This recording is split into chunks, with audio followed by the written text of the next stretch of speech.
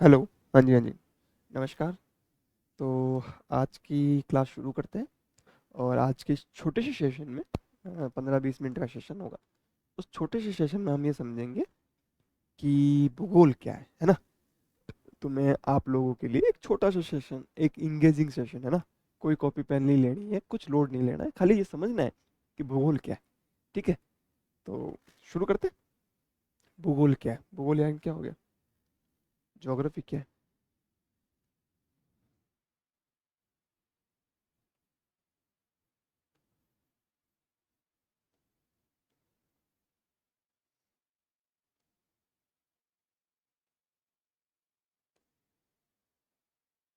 भूगोल क्या है ना? नाम से लग रहा होगा भूगोल, कोई गोल सा कोई उल्का पिंड आ रहा होगा आपकी तरफ। ऐसा कुछ नहीं है।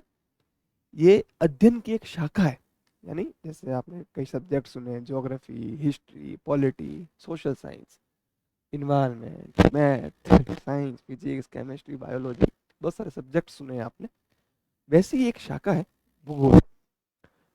तो मैं जैसे देखता हूँ कि अपने यहाँ पे क्या है कि आपने ग्रेजुएशन की, ग्रेजुएशन के बाद जैसे ट्वेल्थ की, ट्वेल्थ के बाद आपको सब्जेक्ट लेनी होती है।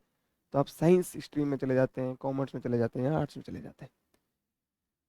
ग्रेजुएशन में ये किया, फिर पीजी में आपको सोचा कि किसी ने साइंस की है तो कोई बीटेक कर रहा है, कोई और आईआईटी में चला गया, कुछ और भी चीज़ें हैं जो जिसका आइडिया नहीं होता। वो सारी चीज़ें वो अलग अलग रूप में करते हैं। वैसे ही 8 सालों का एक महत्वपूर्ण सब्जेक्ट होता है कि साहब हम ज्योग्राफी लेंगे, ज्योग्राफी में भूगोल पढ़ाएंगे। पता चला कि खुद ही भूगोल हो गए।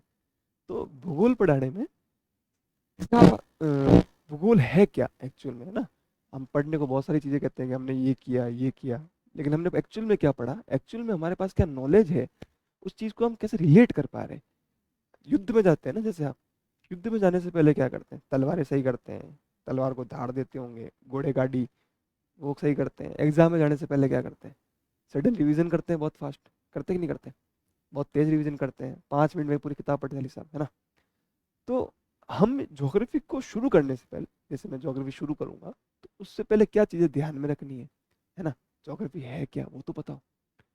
तो मैं आपको यहाँ इस मंच से खड़ा होकर ये एक बात कह सकता हूँ कि ज्योग्राफी एक ऐसा सब्जेक्ट है जो बाकी सभी सब्जेक्ट से कनेक्टेड है। इसलिए नहीं है कि ये मेरा सब्जेक्ट है, इसलिए कि एक वाकई में एक बहुत अच्छा सब्जेक्ट है जिसका अध्ययन अगर हम अच्छे से करें तो हम ये पहचान पाएंगे कि ज्योग्राफी क्या चीज़ है।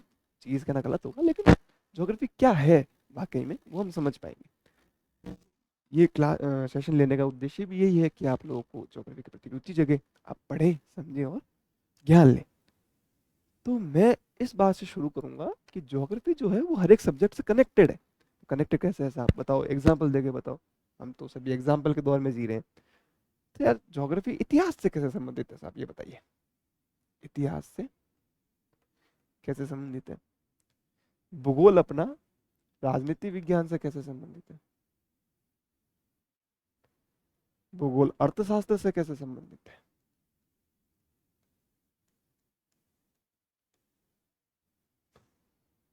भूगोल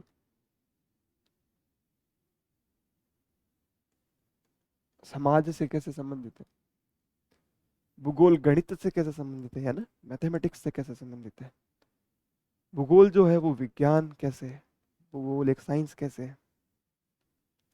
और बताइए और क्या हो सकता है? भूगोल पर्यावरण कैसे है? तो हम ये चीज़ समझेंगे कि ज्योग्राफी पढ़ने का हमें फ़ायदा क्या हो सकता है, हम कैसे ज्योग्राफी पढ़ें, कैसे इंटरेस्ट जगेगा। कोई ये कहेगा कि मुझे हर सब्जेक्ट में इंटरेस्ट है, तो कैसे इंटरेस्ट है। तो सबसे पहले हम देखें इतिहास से कैसे संबंधित है, साहब बताओ इतिहास से कैसे संबंधित है। जैसे हमारी भूकंप की कोई घटना हुई, जैसे 2002 का भूकंप, आपको पता होगा, पढ़ा होगा आप लोगों ने। भूकंप आया था गुजरात में। तो उसकी तिथि अगर हम पढ़ रहे हैं, उसकी जगह हम देख रहे हैं, उस चीज़ के बारे में हम अध्ययन कर पा रहे हैं पास्ट में जाके। उन चीज़ों का जैसे वहाँ कुछ हुआ तो सैंपल कलेक्शन हो गया, काफ़ी सारी चीज़ें वो कर लिया, तो हम इतिहास से संबंधित हो गए। तो हम ये कहेंगे और बताओ, तो क्या राजनीति विज्ञान से कैसे संबंधित है?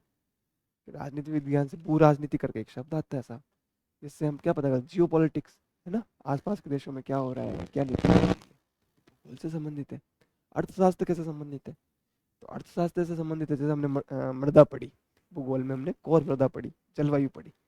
वहाँ कुछ आंकड़े आते हैं आर्थिक प्रकार के, जैसे अर्थव्यवस्था के आंकड़े आ गए, खनिज के आंकड़े आ गए, उद्योगों के आंकड़े आ गए।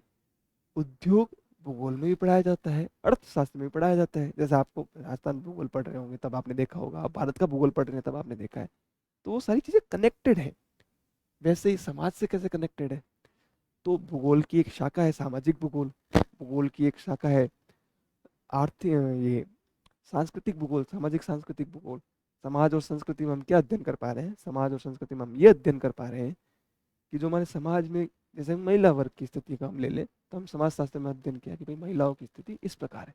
तो हमने भूगोल में क्या अध्ययन करेंगे कि इस स्थान पर ये महिलाएं रह रही हैं, इस स्थान पर महिलाओं ने ये आर्थिक गतिविधियां की, इस स्थान पर महिलाओं की स्थिति ऐसी है, इस स्थान पे ये सारी महिलाओं से संबंधित चीजें हो रही हैं।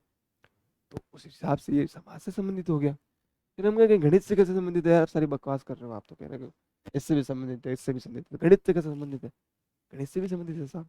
टोलमी नाम के विद्वान को सुना होगा आपने, पढ़ा होगा, इरेटोस्थेनिस का नाम सुना होगा। तो कार्टोग्राफी एक पूरा एक सब्जेक्ट है, प्रैक्टिकल ज्योग्राफी, जिसमें माध्य, माध्यिका, बहुलक जैसी चीजें आती हैं, सह संबंध जैसे आपने पढ़ा होगा, कोरिलेशन, मीन मोड, मीडियन।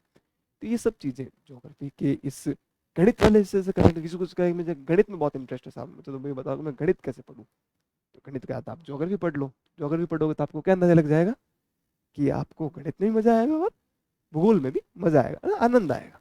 आप पढ़ पाएंगे, आप सीख पाएंगे। सबसे बड़ी बात है, देखिए पढ़ाई तो सब करते हैं, सभी सीख रहे हैं, सभी समझ रहे हैं, एग्जाम क्लियर कर रहे हैं। एक चीज़ ये भी है कि आप उस चीज़ को जीते कैसे, अपने दैनिक जीवन में कैसे उस चीज़ को उतारते हैं। बड़े बड़े विद्वान कह गए, आप जो चीज़ कर रहे हैं उसको जिए, उसको समझें, अलग अलग पहलुओं को जाने, अलग अलग पहलुओं को समझें। वो कब हो सकता है, जब आप अलग अलग विषयों को सम्मिलित करके चलेंगे। तो गणित का विद्यार्थी कहेगा गणित से रिलेटेड है। विज्ञान कैसे है ऐसा, प्राकृतिक विज्ञान यानी जियोमॉर्फोलॉजी में भूकंप आया, ज्वालामुखी जैसे टॉपिक पढ़े हमने, उसके अंदर बहुत ही एक जियोलॉजी करके एक पूरी शाखा है ज्योग्राफी की, जियोलॉजिकल, जो साइंस में अगर कोई मास्टर्स कर रहा है, एमएससी ज्योग्राफी होती है, उसमें एक अलग सेमेस्टर के रूप में पढ़ाया जाता है कि भाई जियोलॉजी एक अलग हिस्सा है, यानी धरातल के अंदर होने वाली चीज़ों का एक पूरा विज्ञान है। पर्यावरण कैसे है, तो पर्यावरण के बारे में एक और चीज़ है कि हमारे एक बेरोज साहब थे, वो बड़ी मानव और पर्यावरण के बड़े वो थे, समर्थक थे, यानी मानव ही पर्यावरण और पर्यावरण ही मानव है। वो तो ये तक कह गए। तो हम ये कह सकते हैं कि पर्यावरण से कैसे संबंधित है, नदी, पहाड़, पर्वत, झरने, सारी चीज़ें देख रहे हैं, सारी चीज़ें समझ रहे हैं। भूकंप, ज्वालामुखी की बात कर रहे हैं, वो तो प्रकृति से ही रहा है, समझ तो प्रकृति को ही रहे हैं। वैसे तो ये पर्यावरण से संबंधित है। एक विद्वान थे हेरोडोटस, वो कहे कि भाई इतिहास जो है उसको भूगोल की दृष्टि से पढ़ा जाना चाहिए, और भूगोल है उसको इतिहास की दृष्टि से पढ़ा जाना चाहिए। दोनों चीजें, दोनों तरफ देखा जा सकता है। तो कुल मिला के कहने का मतलब ये है कि आप कुछ भी पढ़े, कुछ भी समझे, लेकिन ये देखना जरूरी है कि भूगोल जो आप पढ़ेंगे या पढ़ने जा रहे हैं, या कभी आपने पढ़ा होगा, तो वो कैसे हर सब्जेक्ट से संबंधित है। अगर आपका बैकग्राउंड कुछ भी रहा हो, आपकी कोई और चीज़ जैसी भी रही हो, आपने कुछ नहीं पढ़ा हो, तो आप कैसे भूगोल को समझ सकते हैं। मेरा उद्देश्य आपको भूगोल पढ़ाना नहीं है या समझाना नहीं है, लेकिन ये कि आप ये खाली अंडरस्टैंडिंग बैठा पाए कि सब्जेक्ट से कैसे रिलेटेड है। बाद में हम काफ़ी सारी चीज़ें पढ़ेंगे कि भूकंप आ गया, ज्वालामुखी आ गई, प्लेट विवर्तन की हो गई, प्लेटें इधर से उधर हो रही हैं, मृदा ऐसी हो गई, जलवायु में ये परिवर्तन हो गया, वनस्पति इस प्रकार की चेंज हो गई, और भी सारी चीज़ें। तो वो कैसे होता है, तो वो भूगोल की बात है। वैसे ही एक भूगोल एक सब्जेक्ट के रूप में पढ़िए आप, लेकिन उसको आनंद लेते हुए पढ़िए, उसको समझिए, उसको अपने जीवन में उतारिए। और इसी तरीके से जैसे जैसे आगे बढ़ते जाएंगे, आपको एक सब्जेक्ट के रूप में अच्छी समझ हो जाएगी कि भूगोल क्या है।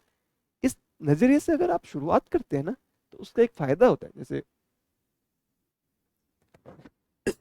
सॉरी, उसका एक फायदा होता है। क्या क्या फायदे हो सकते हैं हम देखेंगे। भाई आपने बेसिक अंडरस्टैंडिंग से शुरू की, सामान्य परिचय से आपने शुरू किया,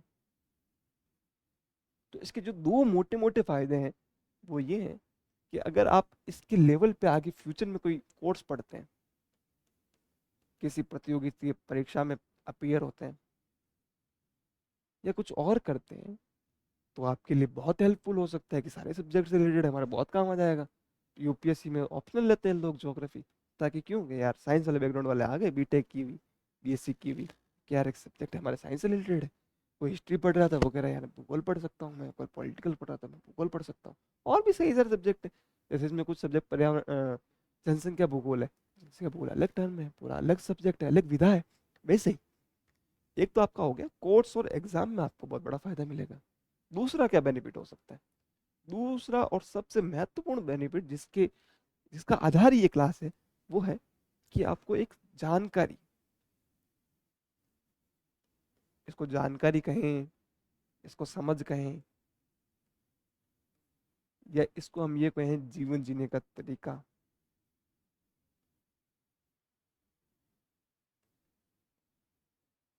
है ना, कुछ भी कहें, ये तीनों ही, जिसको हम कुछ भी कह सकते हैं, उन सब में हमें सामान्य रूप से भूगोल पढ़ने का फायदा होगा।